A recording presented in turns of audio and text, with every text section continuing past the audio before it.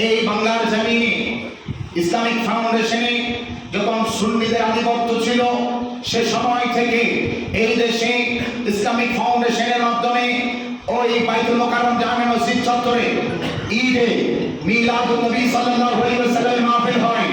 এবছর, গত বছর, তার আগের বছর থেকে একদল কুসুকরি মহল, টুপি পরা, পাঞ্জাবি পরা, জুব্বা পরা, পাগড়ি পরা আলেম নামের জালেম ঈদে মিলাদুন নবী শব্দ থেকে ঈদ কেটে দিয়ে মিলাদুন নবীর ওয়াজ মাহফিল করার জন্য ষড়যন্ত্র করছে।